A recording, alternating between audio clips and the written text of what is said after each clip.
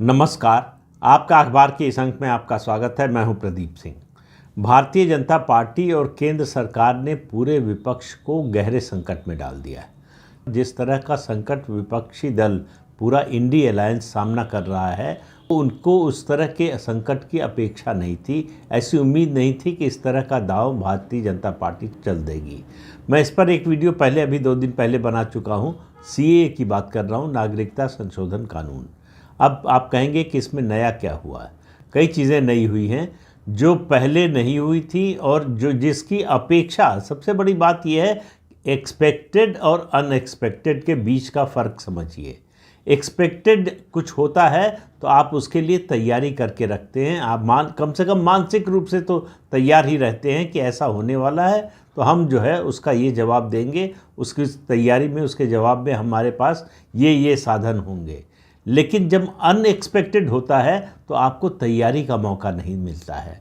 आपको तुरंत जवाब देना होता है, और तुरंत जवाब अगर आपके पास नहीं है तो आप जो है, हार के अलावा आपके सामने और कुछ होता नहीं है।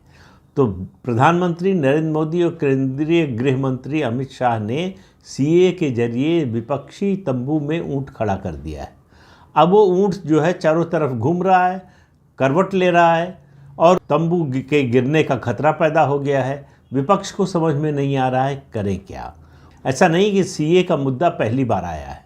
विपक्ष इसका मुकाबला कर चुका है और एक समय लगा था कि उसने भारतीय जनता पार्टी को हरा दिया है। विपक्ष इस मुद्दे को सांप्रदायिक रंग देना चाहता था और काफ़ी हद तक उसमें सफल भी हो गया था कि ये कानून दरअसल भारत के मुसलमानों के विरोध में है। भारत के मुसलमानों को दोयम दर्जे का नागरिक बनाने की कोशिश है। ये प्रचार पिछले 4-4.5 साल से लगातार चलाया जा रहा था और भारतीय जनता पार्टी लगातार इसका जवाब दे रही थी, लेकिन डिफेंसिव पर थी। शाहीन बाग और इस तरह के जो आंदोलन हुए, जो टूल किट्स आई, ऐसी लेफ्ट लिबरल बिरादरी ने जो आंदोलन किया, उस सब को मिलाकर अगर आप देखें तो आपको भाजपा डिफेंसिव पर नज़र आएगी और विपक्ष जो है वो ऑफेंसिव पर नज़र आएगा।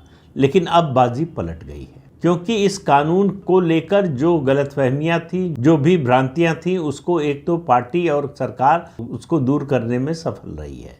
इस देश के मुसलमानों को ये तो समझ में आ गया है कि इस कानून से उनकी नागरिकता नहीं जाने वाली। एक और जो प्रश्न जो हो सकता था उनके मन में, जो शंका हो सकती थी, उसका भी समाधान जो है गृह मंत्रालय ने कर दिया, भारत सरकार ने कर दिया। कह दिया कि इस कानून के लागू होने के बाद किसी मुसलमान से या किसी भी नागरिक से भारत के, कि उसको पहचान पत्र नहीं देना होगा कि वो देश का नागरिक है या नहीं। एक तो उनके लिए संतोष की बात ये हुई। लेकिन चुनाव का मौसम हो और बातें इतनी आसानी से सुलझ जाएं, ऐसे कैसे हो सकता है। इस पूरे मुद्दे को अगर किसी ने ठीक से समझा है, इसके इम्पैक्ट को, मुद्दे को नहीं, इसके इम्पैक्ट को, इसके पॉलिटिकल इम्पैक्ट को कहिए, तो वो है ममता बनर्जी, पश्चिम बंगाल की मुख्यमंत्री। उनको समझ में आ गया कि अब वो दाव नहीं चलेगा। न तो इसके विरोध में कोई आंदोलन खड़ा किया जा सकता है, न ही ये प्रचार चलेगा कि इससे भारत के मुसलमानों का नुकसान होने वाला है, उनकी नागरिकता जाने वाली है, या उनको दोयम दर्जे का नागरिक बनाया जाने वाला है। ये प्रचार 4 साल में चलते चलते इसका रिकॉर्ड घिस चुका है। अब ये चलने वाला नहीं है। तो उनको समझ में आ गया कि ये अगर यही मुद्दा दोहराते रहेंगे तो कोई फ़ायदा नहीं होगा, नुकसान ज़्यादा होगा। तो उन्होंने इसमें नया एंगल जोड़ा है, नया एक कोण जोड़ा है। उन्होंने कहा कि नहीं, इस कानून से कोई खतरा नहीं है, इस कानून से चिंता करने की बात नहीं है, लेकिन इसके पीछे जो इरादा है भारतीय जनता पार्टी का और केंद्र सरकार का, उसको समझिए। सरकार इस कानून के जरिए, कानून तो ये दिखाने के लिए है सामने, इसके पीछे जो है उसको समझिए, उसको पहचानिए। वो कह रहे हैं कि इसके पीछे एनआरसी है, नेशनल रजिस्टर ऑफ सिटीजनशिप बनाने की योजना है, और नेशनल रजिस्टर ऑफ सिटीजनशिप जब बनेगा तो आपकी नागरिकता की पहचान होगी। तो वो मुसलमानों से कह रही हैं कि तो तुम्हारे बच्चों का भविष्य खतरे में है, तुम्हारे बच्चों को जो है वो कैंप में भेज दिया जाएगा, उनकी नागरिकता पर सवाल उठेगा, आपको साबित करना होगा, नहीं साबित कर पाएंगे तो आपको घुसपैठिया माना जाएगा, और घुसपैठिया मानकर आपको या तो कैंपों में रखा जाएगा या फिर देश से निकालने की कोशिश होगी। तो उन्होंने बड़ी चालाकी से इस मुद्दे को एक नया ट्विस्ट देने की कोशिश की है। हालांकि केंद्र सरकार ने या भारतीय जनता पार्टी ने अभी तक एनआरसी की कोई बात नहीं की है। संसद में प्रधानमंत्री ये बोल चुके हैं, संसद में नहीं, रामलीला मैदान में बोला था प्रधानमंत्री ने कि एनआरसी के बारे में अभी कोई चर्चा नहीं हुई है। सरकार ने ये नहीं कहा कि एनआरसी हम नहीं लाएंगे, लेकिन एनआरसी ला रहे हैं ऐसा भी नहीं कहा। प्रधानमंत्री ने कहा कि अभी तो इस पर कोई चर्चा ही नहीं हुई है, तो इसको लाने न लाने का जो है कोई सवाल ही नहीं है। तो इसलिए ममता बनर्जी को लग रहा है कि अब सीए को मुद्दा बनाकर, उसको ढाल बनाकर भाजपा पर जो है आक्रमण नहीं किया जा सकता। इसके लिए कुछ और जो है आयुध की ज़रूरत होगी। तो उन्होंने एनआरसी का मुद्दा बनाने की कोशिश की है। दूसरी समस्या जो विपक्ष के सामने आ रही है कि विपक्ष के राज्य वाले, जहाँ शासन है विपक्षी पार्टियों का, वहाँ ज़्यादातर राज्यों ने, ख़ास तौर से पश्चिम बंगाल, केरल, पंजाब, तमिलनाडु, इन राज्य सरकारों ने विधानसभा से प्रस्ताव पास कर दिया कि हम इस कानून को लागू नहीं करेंगे। पहली बात तो ये है कि ये कानून केंद्रीय कानून है, इसको लागू करने का अधिकार केंद्र सरकार के पास है। इसको लागू न करने का कोई अधिकार राज्य सरकार के पास नहीं है। लेकिन अब ये कानून जो है बना तो केंद्र सरकार सकती है और बनाया भी है उसने, लेकिन उसको लागू करने में राज्यों की बड़ी महत्वपूर्ण भूमिका होती है। उनके सहयोग के बिना ऐसे कानून लागू करना मुश्किल होता है। और इसी पर सारी उम्मीद टिकी हुई थी विपक्ष की कि भाई बना लीजिए कानून, नोटिफाई भी कर लीजिए रूल्स, लेकिन आएंगे तो स्टेट में ही, स्टेट से ही तो सिटीजनशिप मिलेगी, स्टेट की मशीनरी का ही तो इस्तेमाल करेंगे, हम कोई सहयोग ही नहीं करेंगे। वेरिफिकेशन कैसे होगा? पुलिस वेरिफिकेशन जो है उसके लिए स्टेट पुलिस की ज़रूरत पड़ेगी आपको। उसके अलावा जो भी कमेटी बनेगी उसमें स्टेट के लोग होंगे, हमारे लोग ना, हमारे डीएम, एसएसपी और या दूसरे सीनियर अधिकारी वो सहयोग ही नहीं करेंगे। लेकिन केंद्र सरकार और अमित शाह को पता था कि ऐसी स्थिति आने वाली है। इससे निपटने की तैयारी में इतना लंबा समय लगा है। पहले समझ लीजिए कि सीए में जो पहले कानून था नागरिकता का, उसमें जो संशोधन हुआ है उससे फ़र्क क्या पड़ा है? सबसे बड़ा फ़र्क तो ये पड़ा है, ये जो 6 धर्म और संप्रदाय के लोग हैं, यानी हिंदू, क्रिश्चियन, जैन, बौद्ध, सिख और पारसी, ये 3 देशों में, पाकिस्तान, बांग्लादेश और अफ़गानिस्तान में धर्म के आधार पर प्रताड़ित किए गए और वहाँ से उनको छोड़कर वो देश भागना पड़ा, भारत में शरण लेना पड़ा। तो वो शरणार्थी हो गए भारत में। तो उनको भारत की नागरिकता देने के लिए जो सामान्य कानून है उनके लिए भी वही कानून। तो सामान्य कानून में क्या है? नेचुरलाइजेशन के लिए 11 साल का समय होता है। अगर आप आज आ गए तो 11 साल तक रहिए और शर्त यह है कि 11 साल तक आपको भारत सरकार रहने दे। तो 11 साल तक रहिए, उसके बाद आवेदन कीजिए, फिर उस आवेदन पर व्यक्तिगत आधार पर विचार होगा और भारत सरकार जो है तय करेगी कि आपको नागरिकता मिलनी चाहिए या नहीं मिलनी चाहिए। उसमें पुलिस वेरिफिकेशन, सिक्योरिटी चेक, तमाम तरह की चीज़ें हैं। तो उसको घटाकर 11 साल को, नेचुरलाइजेशन का जो पीरियड है उसको 11 साल से घटाकर 5 साल कर दिया है।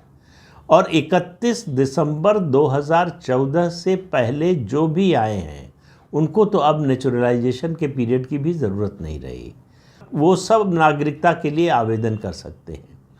तो 45-50 साल का ये इंतज़ार ख़त्म हुआ है। इसीलिए पश्चिम बंगाल में आपको सबसे ज़्यादा जश्न मनाते हुए मथुरा समुदाय के लोग आपको दिखाई दे सकते हैं। अब वो जो है पासपोर्ट बनवा सकते हैं, अब वो ज़मीन खरीद सकते हैं, मकान खरीद सकते हैं, जो भी सरकारी सुविधाएं हैं उनका लाभ उठा सकते हैं। दूसरा, लेकिन राज्य सरकार का क्या होगा? राज्य सरकार की भूमिका को कैसे केंद्र सरकार जो है वो पूरी तरह से ख़त्म करेगी? कर दिया है।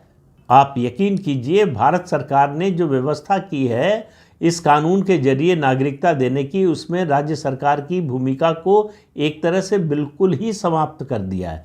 पहले तो 2 कमेटियां बनेंगी, एक डिस्ट्रिक्ट लेवल कमेटी और एक एम्पावर्ड कमेटी। तो डिस्ट्रिक्ट लेवल जो कमेटी होगी, अब उसके जो मुखिया होंगे उसमें 6 सदस्य होंगे। 6 सदस्यों में मुखिया जो है वो पोस्टल सर्विस के अधिकारी होंगे, डायरेक्टर जनरल पोस्टल सर्विसेज जो है उनके अधिकारी इसमें जो है डिस्ट्रिक्ट लेवल पर जो भी अधिकारी होते हैं वो इसके मुखिया होंगे। इसके अलावा इसमें आईबी का एक अधिकारी होगा, इसमें नेशनल इंफॉर्मेटिक्स सेंटर के अधिकारी होंगे। इसके अलावा राज्य के गृह विभाग के जो सीनियर ऑफिसर हैं उनमें से कोई एक, और उसके अलावा जो डिविजनल रेलवे मैनेजर होगा उस स्टेट का वो आमंत्रित सदस्य होंगे। तो पुलिस वेरिफिकेशन भी राज्य सरकार के हाथ में नहीं रहा। ये जब प्रिंट आउट आप दे देंगे और वहाँ पुलिस वेरिफिकेशन हो जाएगा तो वहाँ एक एम्पावर्ड अधिकारी होगा जो एलिजियंस की शपथ दिलाएगा, और फिर ये सारे डॉक्यूमेंट और उसकी रिकमेंडेशन जो है भेज दी जाएगी एम्पावर्ड कमेटी को। वो फैसला लेगी कि नागरिकता देना है या नहीं। इस पूरे प्रोसेस में कहीं भी राज्य सरकार की कोई भूमिका नहीं है। तो विपक्षी दलों की राज्य सरकारें जहां हैं, जो इस इंतज़ार में बैठी थी कि आए तो हमारे पास, हम इसे होने ही नहीं देंगे, तो उनके पास केंद्र सरकार ने कोई अधिकार ही नहीं छोड़ा। वो चाहें भी तो इसको रोक नहीं सकती। हर कदम पर हर जगह सेंट्रल एजेंसीज़ हैं, पुलिस वेरिफिकेशन से लेकर फॉर्म जमा होने तक। फॉर्म भी ऑनलाइन जमा होना है, किसी दफ्तर में नहीं जमा होना है। राज्य सरकार के किसी अधिकारी के संपर्क में नागरिकता मांगने वाले को नहीं जाना है। तो इसलिए राज्य सरकार की कोई भूमिका नहीं है। असल में समस्या यही हो रही है कि चाहेंगे तो भी रोक नहीं पाएंगे, और सीए लागू करने से अब कोई राज्य सरकार किसी भी ऐसे शरणार्थी को नहीं रोक सकती जो 31 दिसंबर 2014 से पहले भारत में आया है। अब उसे ये दाग नहीं झेलना पड़ेगा कि वो बाहरी है, वो घुसपैठिया है। उसे भारत की नागरिकता मिल जाएगी, और भारत के नागरिक के नाते उसे जो भी अधिकार हैं सब मिल जाएंगे। ऐसे लोगों की संख्या केवल पश्चिम बंगाल में 1.5 से 2 करोड़ है। तो आप इससे अंदाज़ा लगाइए कि इसका असर क्या होगा पूरे देश पर। ऐसे लोगों के लिए कितनी बड़ी राहत होगी। तो ये एक ऐसा मुद्दा लेकर आई है केंद्र सरकार और भारतीय जनता पार्टी जिसका कोई तोड़, कोई जवाब जो है विपक्ष के पास नहीं है, सिवाय इसके कि इसके बारे में गलतफहमियां पैदा करे, झूठी अफवाहें फैलाने की कोशिश करे, और उसके अलावा कोई चारा है नहीं, कोई तरीका है नहीं। तो सीए का कानून लागू होना शुरू हो गया है, और पिछली बार से सबक सीखते हुए केंद्र सरकार ने राज्यों में पुलिस बल की काफ़ी व्यवस्था की है कि कोई आंदोलन, कोई विरोध न होने पाए।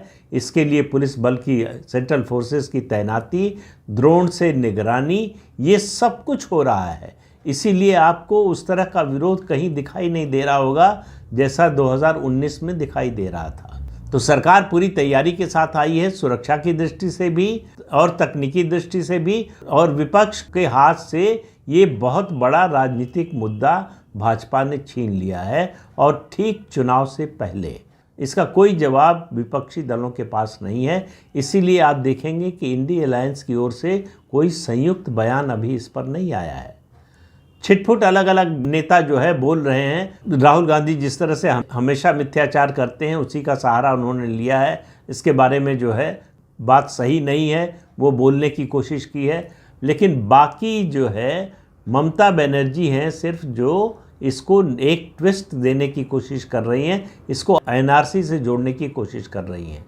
बाकी सरकारों का स्टैंड वही है कि हम अपने राज्य में लागू नहीं होने देंगे। भाई, भारत में देश का संविधान लागू है। देश का संविधान कहता है कि केंद्र का जो भी कानून है वो पूरे देश में समान रूप से लागू होगा, उसको आप लागू करने से रोक नहीं सकते। इसके खिलाफ सुप्रीम कोर्ट में याचिका दायर की गई है। अब देखिए सुप्रीम कोर्ट क्या करता है। मुझे लगता नहीं कि सुप्रीम कोर्ट से कोई फौरी राहत मिलने वाली है। इसका फैसला जब आएगा तब आएगा। तो आज के अंक में इतना ही। अगले अंक में फिर मिलेंगे किसी नए मुद्दे के साथ। तब तक के लिए अनुमति दीजिए। आपसे अनुरोध है कि ये चैनल देखिए, शेयर कीजिए, लाइक कीजिए और सब्सक्राइब ज़रूर कीजिए। नमस्कार।